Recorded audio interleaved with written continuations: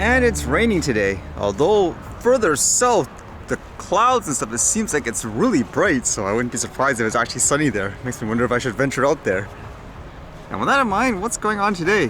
I guess it's kind of interesting reading this one, more about drones being used in war. I guess it was kind of interesting in this case because there were pictures of it. It makes me wonder, is this how everyone, I guess, brands their drone when they send it out to war?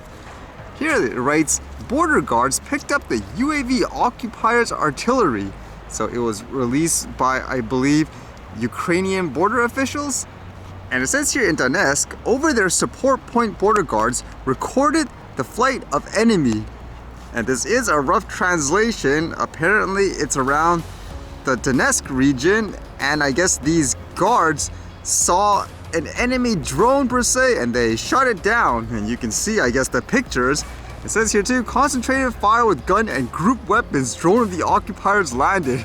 With the loss of aerial exploration opportunities, the accuracy of the enemy shelling decreased, and later, the fire generally stopped.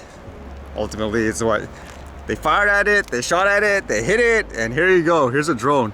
I was kind of curious what kind of drone it is too. I believe, just by looking at this, it looks like an Air 2S.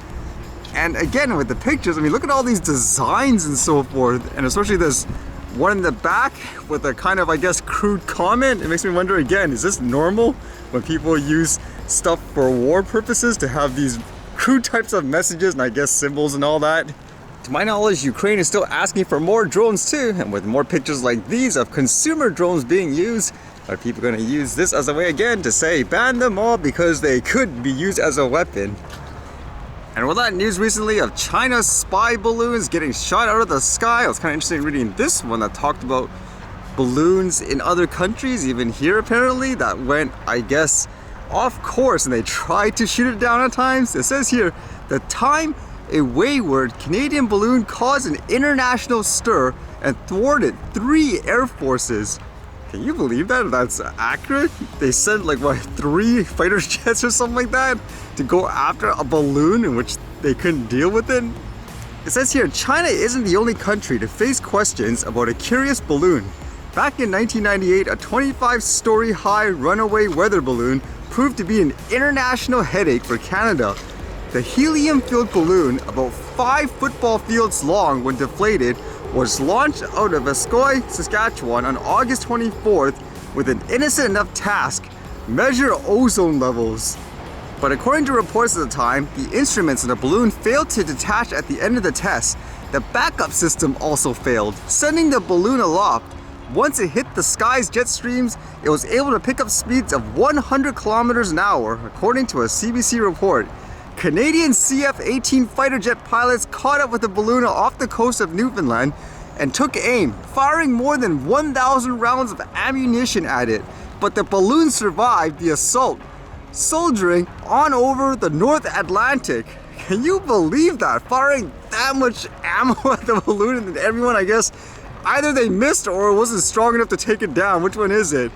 And it's basically showing you how apparently there were headlines, I guess, demonstrating how we just couldn't shoot it down, and it sounds like we needed help from other countries. Was there actually this much hysteria for balloons when they were first, I guess, popularized back then, like there is with, let's say, a consumer drone nowadays? It's kind of hard for me to believe if that is the case anyways.